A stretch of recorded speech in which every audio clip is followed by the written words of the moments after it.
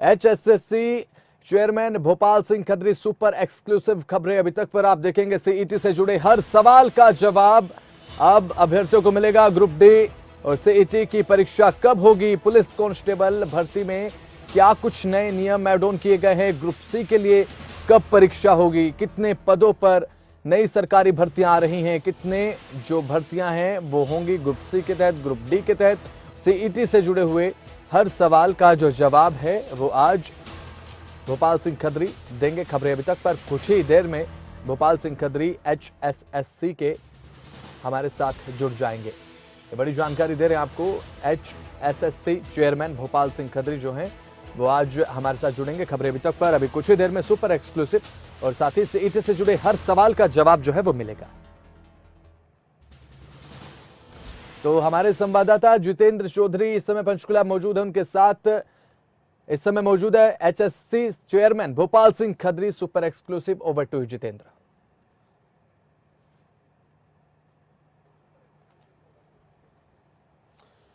बिल्कुल, सीईटी की परीक्षा हो या फिर एचएसएससी में भर्तियों से जुड़ा हुआ मुद्दा, उससे संबंधित तमाम सवाल जिनका जवाब आज उम्मीद की जाएगी कि आपको दिया जाए। आपके सवाल भी हम लेंगे। हमारे साथ हैं एचएसएससी के चेयरमैन भोपाल सिंह खत्री, उनसे सवाल जवाब करेंगे और आपको भी ये मौका रहेगा। स्क्रीन पर जो नंबर आ रहा है उस पर आप भी कॉल कर सकते हैं। खत्री साहब, स्वागत है आपका खबरें अभी तक पर। धन्यवाद। आपके सभी दर्शकों को मेरा नमस्कार जी। सीईटी की परीक्षा के लिए सबसे पहला सवाल यही कि ग्रुप सी के लिए परीक्षा कब होनी है? सीईटी तो इसका हो गया है, किस तरीके से परीक्षा का शेड्यूल है? हमने शेड्यूल बनाया था 24-25 जून को, तो उस दिन हमारा शेड्यूल जो है वो एचपीएससी के कुछ एग्ज़ाम के साथ क्लैश कर रहा था। फिर हमने शेड्यूल हम ले गए 29 और 30 तारीख को, वहाँ पर बकरा ईद आवाज बढ़ा देना, आवाज। तो इसलिए हमारा जो पहला पेपर है सीईटी मेंस का वो 1 और 2 जुलाई को होने जा रहा है पंचकुला और करनाल में। जो हमारा पहला एग्ज़ाम है वो nurse, staff nurse, VLD, MPHW, shift attendant, electrician, इस तरह की पोस्टें जो हमारी हैं उनका एग्ज़ाम 1 और 2 जुलाई को पंचकुला और करनाल में हमारा पहला एग्ज़ाम जो सीईटी का मेन का है वो होने जा रहा है। कितने अभ्यर्थी होंगे सर? इसमें अभ्यर्थी लगभग 24,000 के करीब अभ्यर्थी हैं और लगभग 12,500 के करीब पद हैं। इसके बाद कोई आगे का शेड्यूल किस तरीके से रहेगा, इंतजार कर रहे हैं जो अभ्यर्थियों ने जानकारी? जुलाई के हर सैटरडे और संडे को हमारा एग्ज़ाम होगा। 1 और 2 के बाद हमारा एग्ज़ाम 8 और 9 जुलाई को होगा। इस प्रकार हमारा सैटरडे और संडे हर जुलाई को एग्ज़ाम होगा। और हमने सीएस को लेटर लिख के ये मांग की है कि 2 सैटरडे ऐसे हैं जिसमें स्कूलों की छुट्टियां नहीं हैं, तो वहाँ पर छुट्टी घोषित सरकार की तरफ से हो जाए। तो हम ये जो एग्ज़ाम का शेड्यूल है सीईटी मेंस का, ये जुलाई में हम पूरा कर लेंगे, संपन्न कर लेंगे। सीईटी को लेकर के कुछ राजनीतिक तौर पर भी घटनाक्रम देखने के लिए मिल रहा है। कांग्रेस का भी करनाल में भी एक प्रदर्शन था। क्या कहेंगे सर इसको लेकर के? जो सीईटी है सबके लिए लागू हो जाना चाहिए, तमाम मुद्दों को लेकर प्रदर्शन किया था, आप क्या जवाब देंगे? ये पॉलिसी मैटर है। जो हमारे पास अभी सीईटी का ड्राफ्ट है सरकार की तरफ से, उसमें हमारे पास ये है कि हम पोस्टों के 4 गुना कैंडिडेट का जो मेरिटोरियस 4 गुना है, मान लो 100 पोस्टें हैं तो 400 लोगों का ही स्क्रीनिंग टेस्ट लें। तो जो ये आंदोलन हो रहे हैं या कोर्ट में केस हो रहे हैं, इसमें कैंडिडेट्स की मांग है कि सीईटी क्वालिफाइंग होना चाहिए, ना कि 4 गुना। तो हम तो जो सीईटी का ड्राफ्ट सरकार की तरफ से हमारे पास आया है उसको मानने के लिए बाध्य हैं एक तरह से। लेकिन छात्र ये कह रहे हैं सर, जिन्होंने सीईटी दिया फिर हमारा उस सीईटी को देने का क्या फायदा हुआ? अगर इसी तरीके से उसमें से भी मेरिट अगर निकाल दी जाती है तो वो तो अपने आप को पिछड़ा हुआ महसूस करेंगे। हाँ, तो इस मांग पे सरकार को विचार करना है ना। एचएसएससी को तो विचार नहीं करना कि वो कितने गुना करते हैं, उसको ज़्यादा गुना करते हैं या उसको क्वालिफाइंग करते हैं। ये सारे जो निर्णय हैं ये सरकार की तरफ से होने हैं और सरकार की तरफ से जो निर्णय फाइनल होकर हमारे पास आएगा, हम तो उस के अनुसार भर्ती करने के लिए बाध्य होंगे। कोर्ट के अंदर कितनी भर्तियां हैं जो इस वजह से लंबित हैं, या फिर और जो दूसरे मामलों में लंबित चल रही हैं जिन पर अभी भर्ती नहीं हो? नहीं, कोर्ट में इस मामले को लेके 3 बार सुनवाई हुई है और तीनों के तीनों बार कोर्ट ने ये कहा है कि ये सरकार का और एचएसएससी का अधिकार है कि वो शॉर्ट लिस्टेड कैसे करते हैं, बच्चों को एग्जाम देने के लिए किस तरीके से बुलाते हैं। तो ये सारी अपीलें जो पटिशनर की हैं वो डिसमिस हो गई हैं कम से कम इस मुद्दे पर। तो और कौन सी भर्तियां हैं जिन पर कोर्ट के अंदर कौन कौन सी भर्ती है? अभी हमारी एक भर्ती सिर्फ मेल और फीमेल कांस्टेबल की है, जिसमें पार्ट जो है ज्वाइनिंग पे रोक लगी हुई है। फीमेल पे तो सारी पे ही है। तो जो मेल कांस्टेबल है उसमें 3086 बच्चों ने ज्वाइन कर लिया है और लगभग 2500 के करीब उस पे स्टे हुआ है और शायद 5 जुलाई उसकी डेट है। मुझे उम्मीद है कि कोर्ट हमारी बात को मानेगी और बच्चों के हक में फैसला आएगा। ग्रुप डी की सीईटी परीक्षा होनी है सर, उसको लिए कब तक इंतजार करना होगा? क्या आपने पत्र लिखा है एनटीए? हमारा पोर्टल खुला हुआ है ग्रुप डी के लिए, जिसने भी आवेदन करना है वो आवेदन कर सकता है और लगभग 20 दिन हमारा पोर्टल और चलेगा। और हमने एनटीए को पत्र लिखा है कि हम डी के लिए सितंबर माह में परीक्षा लेने की तैयारी कर रहे हैं, आप अपनी डेटें हमारे को बताएं ताकि हम एक नोटिस जारी करके बच्चों को पहले ही बता दें कि सितंबर के कौन कौन सी तारीख में आपका एग्ज़ाम होने जा रहा है। हमने एनटीए को लेटर मेल और हार्ड कॉपी के माध्यम से और टेलीफोनिकली भी हमने उनसे रिक्वेस्ट की है कि आप अपना शेड्यूल देखें। सर, पीएमटी के लिए आपने कहा था कि जो भर्तियां जून तक हो जाएंगी, सीएम साहब भी विधानसभा में बात कह रहे थे, क्या स्टेटस है सर? जून माह जब हम देख रहे हैं आधे से भी ज्यादा महीना निकल चुका है, कब तक भर्ती? टीजीटी के लिए सीएम साहब ने कहा, टीजीटी के लिए और शिक्षा मंत्री और हमने भी खुद, हमारे आयोग ने भी कहा था। तो हमारे पास बच्चों के जो एग्जाम हुआ उसमें काफी ऑब्जेक्शन आए। जितेंद्र हम हमारे चाहते साथ हैं कि ये सारे ऑब्जेक्शन पूरी तरह से दुरुस्त करके ही हम रिजल्ट दें ताकि जी जितेंद्र, बातचीत आप करते रहिए। साथ ही साथ नरेश कुमार हमारे साथ हिसार से जुड़ चुके हैं, उनका भी कुछ सवाल है।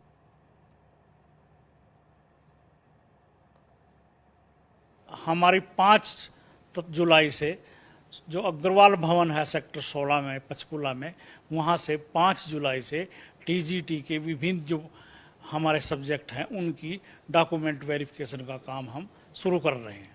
बसंत, ये हम तमाम दर्शकों को बता रहे हैं कि जो टीजीटी को लेकर के जिन्हें इंतजार था, जो अभ्यर्थी थे, उनके लिए 5 जुलाई पंचकुला के अंदर सेक्टर 16 में अग्रवाल जो सदन है वहां पर डॉक्यूमेंट वेरिफिकेशन होनी है। उसके बाद ज्वाइनिंग की प्रक्रिया की जाएगी। कितना समय और लगेगा ज्वाइनिंग प्रक्रिया में? 5 जुलाई से 18 जुलाई तक तो डॉक्यूमेंट वेरिफिकेशन होगा, फिर ज्वाइनिंग कब तक करा देंगे? 15-20 दिन लगभग हमारी डीवी चलेगी और हम जिस सब्जेक्ट की भी डीवी हो जाएगी उसका रिजल्ट का प्रोसेस जो है हम अपने लेवल पे हमारे ऑफिस में वो जारी रहेगा। और मुझे पूरी उम्मीद है कि जुलाई माह में ही हम ये सारा कंप्लीट कर लेंगे। कितनी भर्तियां हैं ये टीजीटी की विभिन्न विषयों की 11 विषयों की लगभग मैं कह रहा हूं 7441 पोस्टें हैं। पीएमटी को लेकर के भी आपने कुछ नियम बनाए हैं, किस तरीके से रहेंगे ये नियम? कुछ पोस्टें ऐसी हैं जिसमें हम रिटन टेस्ट से पहले जो उनके रिक्रूटमेंट रूल हैं उसी में लिखा हुआ है कि आप रिटन टेस्ट से पहले उनकी पीएमटी करेंगे। उसमें जैसे फॉरेस्ट के गार्ड हैं, डिप्टी रेंजर हैं, जेल वार्डन हैं, डिप्टी जेल वार्डन है मेल फीमेल, इस तरह से डिप्टी सुप्रिटेंडेंट जेल हैं और बहुत बड़ी मात्रा में फायर कम ऑपरेटर हैं, फायर ऑपरेटर कम ड्राइवर की पोस्टें हैं। इस तरह उनकी जो है पीएमटी वो पहले होनी है एग्ज़ाम से। तो आपके चैनल के माध्यम से, और ये आपके चैनल के माध्यम से मैं प्रथम बार कोई न्यूज़ दे रहा हूँ कि 1 तारीख से ताऊ देवीलाल स्टेडियम में हम इन पदों के लिए पीएमटी का काम शुरू करने जा रहे हैं। पीएमटी के कितने पद हैं? ऐसे लगभग हमारे पास 4000 विभिन्न पोस्टें हैं जिनमें पीएमटी जरूरी है, मतलब फिजिकल मेजरमेंट जरूरी है, जिसमें हाइट और चेस्ट हम देखते हैं। ठीक है, यानी पीएमटी के जो पद हैं, एक एक्सक्लूसिव जानकारी यहाँ पर हमें एचएसएससी चेयरमैन भोपाल सिंह खत्री दे रहे हैं कि पीएमटी जिनमें फिजिकल मेजरमेंट की आवश्यकता होती है 1 जुलाई से ताऊ देवीलाल स्टेडियम के अंदर ये पीएमटी की जाएगी। 4000 ऐसी पोस्टें हैं। ये पहली बार जो जानकारी है हमारे तमाम दर्शकों तक पहुंच रही है कि वो अपनी तैयारी इस अनुसार करें कि 1 जुलाई से उन्हें पीएमटी का जो टेस्ट है जिन पोस्टों के अंदर, जिसका जिक्र अभी भोपाल सिंह खत्री जी ने भी किया, उसके लिए पीएमटी जो है वो 1 जुलाई से ताऊ देवीलाल स्टेडियम पंचकुला के अंदर जो फिजिकल मेजरमेंट का जो टेस्ट है वो देना होगा। सर, कुछ पुलिस कांस्टेबल भर्ती के अंदर भी आपने बदलाव किया है। सोशल इकोनॉमिक के जो 10 अंक मिला करते थे उन्हें घटा दिया गया है। कितने अंक अब मिल पाएंगे मैक्सिमम इस तरीके के आधार पर, और किस तरीके से मिलेंगे? नहीं, बदलाव हम नहीं करते, वो विभाग करता है। सरकार ने आपको जिसकी भर्ती होती है, होम विभाग ने कुछ बदलाव किए हैं, हमारे से तो सिर्फ उन्होंने अप्रूवल ली है।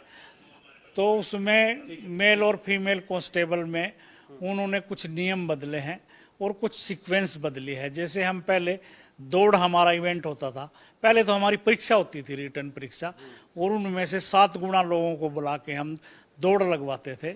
जिनकी दौड़ क्वालिफाइंग होती थी उनका मेजरमेंट करते थे। मगर अब की बार सीक्वेंस चेंज हुआ है। हम पहली जो इवेंट है वो पीएमटी करेंगे, हाइट और चेस्ट को देखेंगे, और फिर रिटर्न टेस्ट लेंगे, और जो दौड़ है वो लास्ट इवेंट हो गया है। और कुछ चेंज उन्होंने ये किए हैं, जो एक्स्ट्रा क्वालिफिकेशन के नंबर थे वो काट दिए गए हैं। अब सिर्फ सोशो इकोनॉमिक और एनसीसी के नंबर ही रह गए हैं, बाकी कोई नंबर नहीं रहा। और अगर उन्होंने थोड़ा सा चेंज ये किया है कि कोई एक्सीलेंट दौड़ करता है या उसकी एक्सीलेंट हाइट है तो उसमें एक्स्ट्रा मार्क मिलेंगे, जो शायद 2 या 2 नंबर, अगर कोई एक्सीलेंट दौड़ करके आता है तो 2 नंबर फालतू मिलेंगे। और इसी तरह से अगर कोई बच्चा जो पैमाना है हाइट का उससे ज़्यादा उसकी है, मतलब मान लो 6 फुट से ऊंचा जवान है, तो 2 नंबर उसको मिलेंगे। यानी 2 + 2 4 नंबर तो ये हो गए। हाँ जी। इसके अलावा 2.5 नंबर आपने सोशल इकोनॉमिक के बता दिए, और एनसीसी के कितने नंबर? 2.5 नंबर एनसीसी के। यानी कुल 9 नंबर अब मिल पाएंगे, जो अब तक 20 मिला करते थे कांस्टेबल पुलिस की पोस्ट के लिए। अब ये पुलिस कांस्टेबल की भर्ती कब तक निकाल देंगे सर आप? जे अगले हफ्ते, शायद इसी हफ्ते, जो रिक्रूटमेंट रूल हैं उन पे मोहर लग के चीफ सेक्रेटरी साहब की वो आ जाएगी। और जैसे ही हमारे पास आते हैं उसके अंदर अंदर हम 1 हफ्ते के अंदर एडवर्टाइजमेंट करेंगे। जी, 7000 पोस्ट 6000, 5000 मेल कांस्टेबल और 1000 फीमेल कांस्टेबल। ठीक है। अभी हमारे कुछ कॉलर्स हैं, उनके सवाल हैं बसंत। कुछ कॉलर्स के भी सवाल हम लेंगे। सीधे जो कॉलर्स हैं अपने सवाल जो है वो पूछ सकते हैं एचएसएससी चेयरमैन भोपाल सिंह खत्री से। जो कॉलर है वो अपना सवाल पूछें। बसंत जी, जितेंद्र हमारे साथ नरेश जुड़ चुके हैं हिसार से। नरेश जी, सवाल आप पूछ सकते हैं।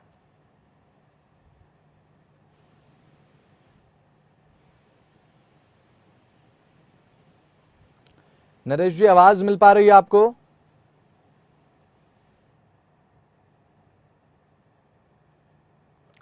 तो जी जितेंद्र, संपर्क जो है वो नहीं हो पा रहा है। आप बातचीत जो है वो एक बार फिर से कंटिन्यू कर सकते हैं।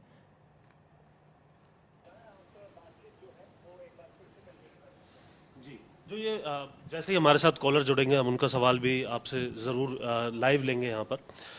ये जो बदलाव सर जिस तरीके से हुए हैं, इसको क्या सरकार की तरफ से इसके पीछे मंशा रखी गई? एक तो समझ में आता है जो 6 फुट का जवान उससे अधिक है तो फिजिकली फिट होना चाहिए, अगर एक्सीलेंट उसकी दौड़ है तो वो भी रहना चाहिए। क्या कुछ आधार जो है वो आपके सामने आया है इन बदलावों को लेकर? हाँ, ये मीटिंग हाई लेवल की एक मीटिंग हुई थी और उसमें डीजीपी साहब का, अग्रवाल साहब का यही सुझाव था कि अगर जवान एक्सीलेंट हो, कुछ ज़्यादा एक्स्ट्रा हो तो अच्छी बात है, और उसको कुछ थोड़ी सी प्रेफरेंस अन्य से ज़्यादा मिल जाए, हाइट की और दौड़ की।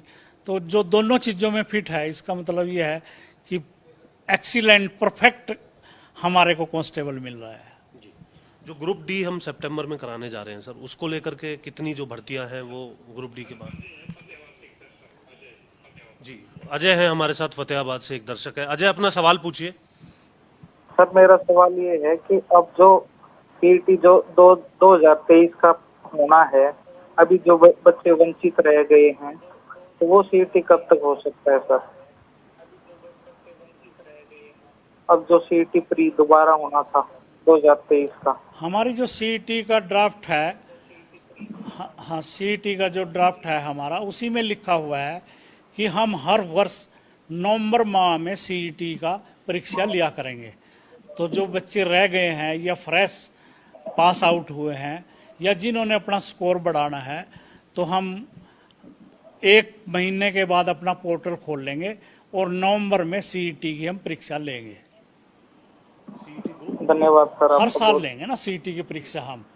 तो हम अब की बार जो परीक्षा है वो नवंबर माह में होगी।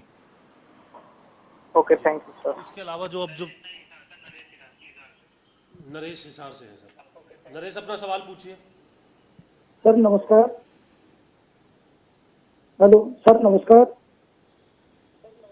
सर नमस्कार। जी नमस्ते। सर एक नमस्ते नरेश जी, बोलिए। संडे को जो पेपर नमस्कार, था, नरेश। होना था सीईटी का, वो डिले हो गया। उसका मतलब बच्चों ने तैयारी भी करी, छुट्टी भी ली, टिकट भी बुक कराई, फ्लाइट की भी कराई, तो इसका क्या समाधान होगा सर?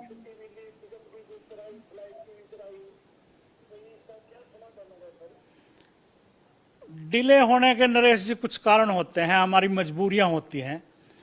24 और 25 तारीख को एचपीएससी की भी कोई परीक्षा हो रही है और कुछ कैंडिडेट हमारे पास कॉमन थे, तो हमारे पास एचपीएससी ने रिक्वेस्ट की कि आप अपनी परीक्षाएं थोड़ा डिले कर लीजिए। फिर हमने शेड्यूल 28 और 29 तारीख को बनाया। फिर हमने देखा कि उस दिन ईद का त्यौहार आ रहा है, तो अब ये हमारी परीक्षा जो है वो 1 और 2 जुलाई को होने जा रही है।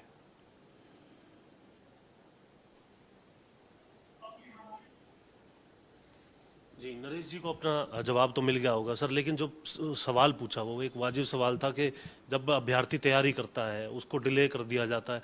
ये पत्राचार पहले नहीं हो सकता आपस में? कम से कम एचपीएससी एचएसएससी की बात करें, अगर इस आधार पर अगर परीक्षा आगे डिले होती है तो उससे फर्क तो पड़ता है अभ्यर्थियों पर भी कि भाई अभी और डिले हो गया, कहीं आगे फिर दोबारा डिले ना हो जाए। नहीं, हमने उनसे रिक्वेस्ट की थी कि आप पंचकूला को छोड़ के अपनी परीक्षा कहीं और कर लीजिए, क्योंकि उस दिन हमारी पंचकूला में है। आपके पास कुरुक्षेत्र है, पानीपत है, अम्बाड़ा है, यमुनानगर है, तो वो शेड्यूल जारी कर चुके थे। तो उनकी भी मजबूरी थी और हमारी भी मजबूरी होगी। और बच्चों को जैसे तैयारी कर रहे हैं तो उनको तो एक्स्ट्रा 1 हफ्ता मिल ही गया तैयारी के लिए, और अच्छे से कर लें। मेरी शुभकामनाएं उनके साथ हैं। जी, उसके बाद आप बता रहे हैं कि ईद की वजह से भी आ गई शेड्यूल। हाँ, ईद की वजह से भी आ गई। मतलब अगर ईद के दिन हम परीक्षा रखें तो एक खामखा का विषय बन जाता है।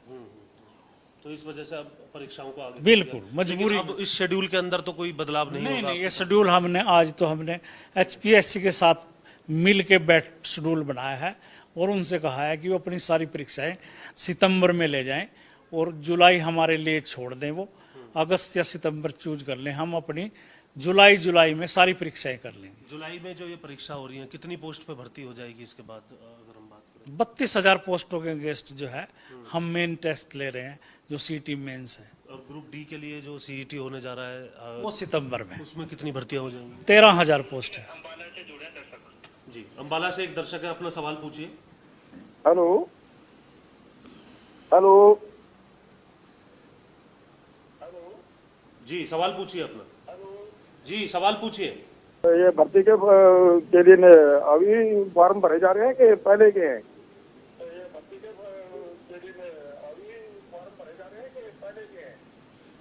नहीं, अभी ग्रुप डी के लिए फार्म भरे जा रहे हैं।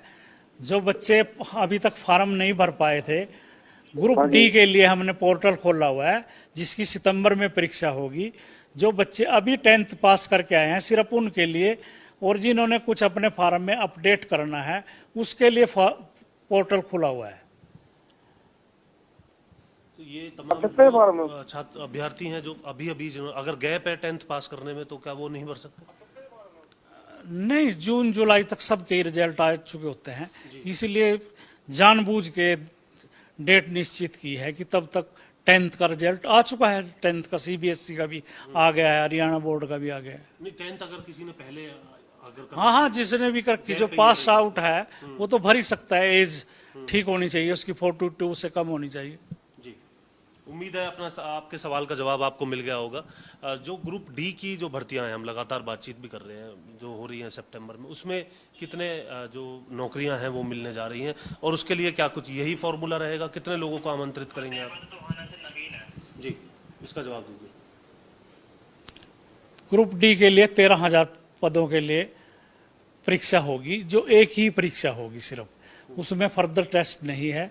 और जो टॉपर्स लोग हैं 13,000 के अगेंस्ट हम 15,000 लोगों से, टॉपर से कंसेंट लेंगे कि क्या आप डी क्लास में सर्विस करना चाहते हैं। जिनकी कंसेंट आएगी टॉपर्स की, तो उनको हम सीधी नियुक्ति दे देंगे, उसमें कोई अगला टेस्ट नहीं होगा। जी, फतेहाबाद से एक कॉलर हमारे साथ जुड़ गए हैं। चेयरमैन साहब, अपना सवाल पूछिए। नवीन जी, नमस्कार सर।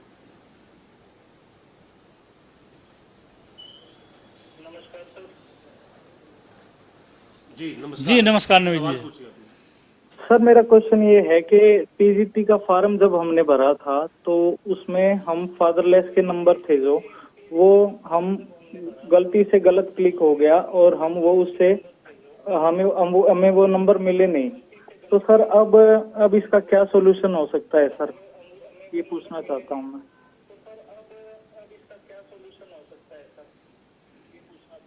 कोई सॉल्यूशन नहीं हो सकता नवीन जी। हम सिर्फ डॉक्यूमेंट वेरिफिकेशन के टाइम क्लेम्ड फॉर देखते हैं, जो आपने क्लेम किया है। तो आपने खुद ही मान लिया कि गलती से हमारे से नो हो गया, इसका मतलब आपने क्लेम ही नहीं किया। तो हमारा तो डॉक्यूमेंट के टाइम सिर्फ वो डॉक्यूमेंट चेक करेंगे जो आपने फॉर्म भरते टाइम क्लेम किए हैं। इसके लिए कोई अवधि अलग से नहीं दी जाती? नहीं, वो इसमें कोई है नहीं, क्योंकि हमारा सारा ऑनलाइन है और हमारा सारा डाटा फ्रीज हो जाता है। वो ना हम उस डाटा के साथ छेड़छाड़ कर सकते और ना कैंडिडेट कर सकता। अच्छा, ये जो फादरलेस के जो नंबर हैं सोशल इकोनॉमिक आधार पर, इन नंबरों को केवल पुलिस कांस्टेबल के लिए ही चेंज किया है या दूसरी भर्तियों में भी असर पड़ेगा? नहीं, सारी भर्तियों के लिए है। जो सी और डी की भर्तियां हैं उसमें सब सोशल इकोनॉमिक के नंबर मिलते हैं, ग्रांट होते हैं। जी, अब उनकी 2.5 2.5 नंबर ही मिलेंगे? 2.5 नंबर मिलेंगे सब तरीके की जी भर्तियों जी में बदलाव जी किया जी। गया। ठीक है, तो आगे अगर हम बात करें, जिस तरीके से ये परीक्षाएं चल रही हैं, अब जो विषय, राजनीतिक विषय भी जिस तरीके से बना हुआ है खत्री जी, 3,57,000 लोगों ने सीईटी दिया ग्रुप सी के लिए, आप केवल 4 गुना लोगों को बुलाएंगे, बाकी लोगों के लिए आप अब अगले साल दोबारा परीक्षा हो जाएगी। तो उन्हें वो ये मानते हैं कि हमने इसको क्वालिफाई किया, हमें क्या फायदा हुआ? तो मैं तो पहले कह चुका हूं कि पॉलिसी मैटर है, इस पे निर्णय सरकार को लेना है, ना कि एचएसएससी को। जो नियम सरकार बना के भेजती है हम तो उसको फॉलो करेंगे। जी जी, एक और कॉलर हमारे साथ घरौंडा से जुड़ गई हैं। अंजू अपना सवाल पूछिए। सर ये बताएं कि मैंने 2015 में टीडीटी की वैकेंसी निकली थी, बैकलॉग थी, उसमें क्या कोर्ट केस लगा था क्या? उसका रिजल्ट अब आया है और मेरे डॉक्यूमेंट वेरिफिकेशन तक पहुंचने के बाद नहीं अंजू, उसमें कोई कोर्ट केस नहीं लगा। हमने कुछ हमने कुछ क्लैरिफिकेशन मांगी थी डिपार्टमेंट से कि इस बारे में कुछ क्लैरिफिकेशन दीजिए। वो क्लैरिफिकेशन जो शिक्षा विभाग की तरफ से हमारे पास अभी नहीं आई है। सर नहीं, उसकी तो अब तो आपने रिजल्ट डिक्लेयर कर दिया है, तो वो भर्तियां अभी रुकी रहेंगी मैं जब 2015 तक की बात कर क्लैरिफिकेशन नहीं आती। कौन से सब्जेक्ट की बात कर रहे हैं आप? कौन से सब्जेक्ट की बात कर रहे हैं Anju? Hello, 3-4 second. Hello Anju, क्या आप सुन पा रहे हैं? जी, आप कौन से सब्जेक्ट की बात कर रहे हैं अंजू? चेयरमैन साहब आपसे सवाल पूछ रहे हैं।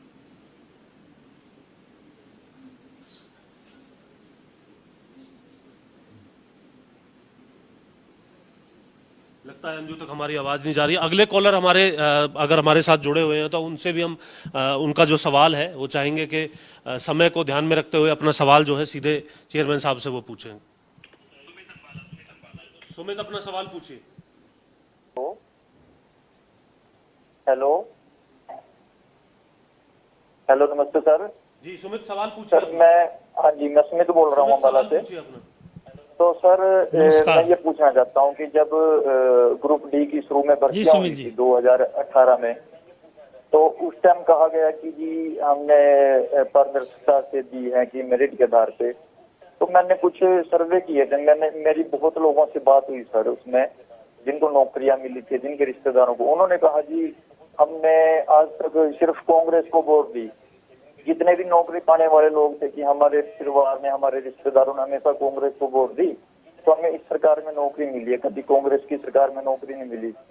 तो क्या उसमें कोई सेल किया गया था कि जो कांग्रेस के वोटर थे या दूसरी पार्टियों के वोटर थे उन्हीं को नौकरी दी गई, एक माहौल बनाया गया, कुछ ऐसा हुआ सर? मैं इस पे जानना चाहता हूँ सर।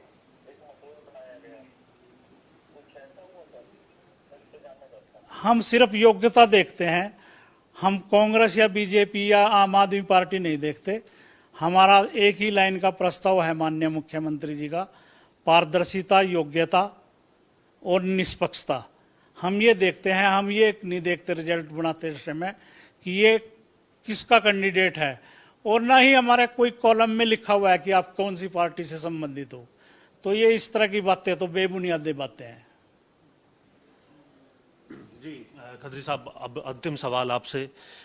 साल के अंत तक हर बार हम पूछते हैं, 32,000 भर्तियां आप ग्रुप सी की बता रहे हैं, 13,000 के आसपास भर्तियां आपने सितंबर में ग्रुप डी की बताई हैं। कुल अगर इन भर्तियों को अगर हम देखें तो करीब 45,000 भर्ती बनती है। 60,000 भर्तियों की बात आप कर रहे हैं, उसके लिए बाकी जो भर्तियां हैं कब तक आप तैयारी करेंगे, कब तक दिलवाएंगे इस साल के लिए? 6,000 उसमें पुलिस की हैं और 7,500 लगभग जो है वो टीजीटी टीचर्स की हैं। तो ये लगभग 60,000 के करीब हो जाती है। तो हम 60,000 की बात कह रहे हैं पहले दिन से कि 60,000 की भर्ती करेंगे। अंतिम सवाल संजीव जीन से अपना सवाल पूछिए। संजीव, जल्दी, समय ध्यान रखते हुए।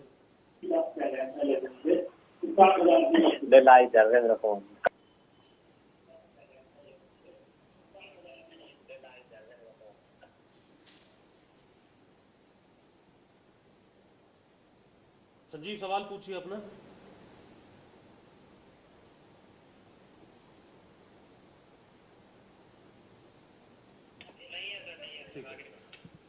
ठीक है, शुक्रिया बात करने के लिए। ये हमारे तमाम कॉलर्स थे जिन्होंने अपने सवाल भी पूछे और काफी बेबाकी से